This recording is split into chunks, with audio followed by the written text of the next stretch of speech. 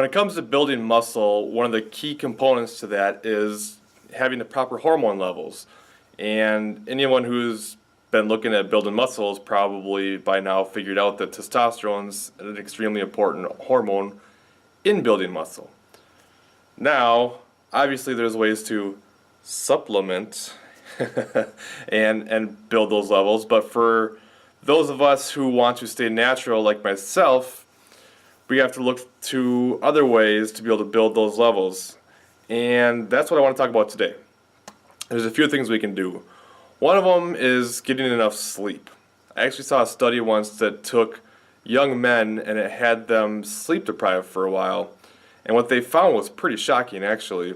After just a week of getting less than 5 hours per night of sleep, their testosterone levels dropped significantly. So much that they said it was the equivalent of aging 10 to 15 years just from 1 week. So obviously, sleep is important. Make sure you're getting plenty of sleep. At least 7 hours, shoot for 8. If you can get more, great. I know it's hard, we're all busy, but sleep is extremely important for not only testosterone, but many other reasons that I'll probably do a video about at some point. Right now I'm focusing on testosterone. Alright? Next thing is eating enough fats. Actually, there's plenty of research to support that eating fats helps raise testosterone. Now, I'm not saying go out and eat just a ton of fat all the time, but what I am saying is make sure you're not deprived of fat. If you get down to about 15 or under 15%, that's when your testosterone levels start to drop. So make sure you're getting more than that.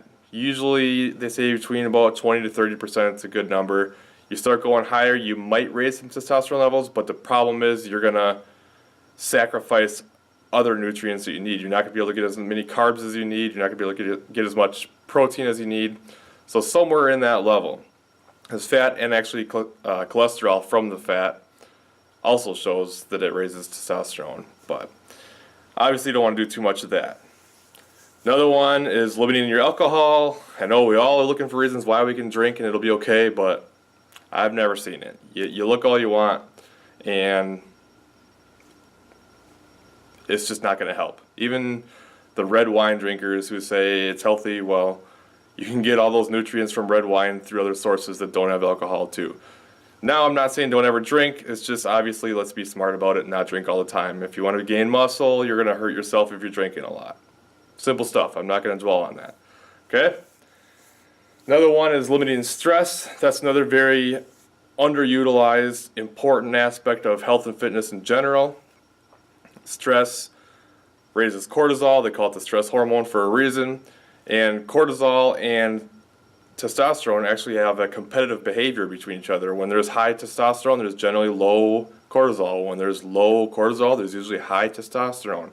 So you need to keep the stress at bay. You know, I know it's not easy, but I always say you can only be as stressed as you let yourself get, okay? So keep your stress levels low if you want to keep the testosterone high. Now, there is some evidence out there to say that zinc can help, but from what I've seen, it's not very good support, and generally only if you have a zinc deficiency. And really,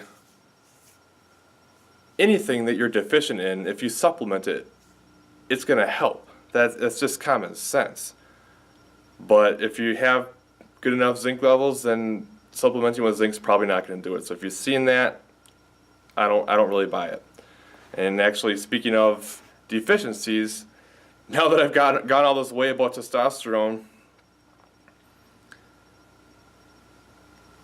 trying to increase testosterone naturally to make a significant difference is actually not that easy to do. You know, if you have a testosterone deficiency and you increase from a deficiency into a normal physiological state, then it's going to be a huge boost for you. But then once you get into that physiological range, once you're in that range, whether you're towards the low, medium, or higher, not much of a difference. There's probably some, but it's not a big difference. So I'm shooting a video about how to increase testosterone, and now I'm telling you it doesn't make a big difference. Well, It makes a difference, but don't think it's going to make this difference of just off the charts, you're going to be a giant bodybuilder overnight or anything. That comes once you get above the physiological range into super physiological, and that's where steroids and all that comes in. But we're not doing that, are we? So that's my lesson for today. If you want to build testosterone, those are some key ways to do it.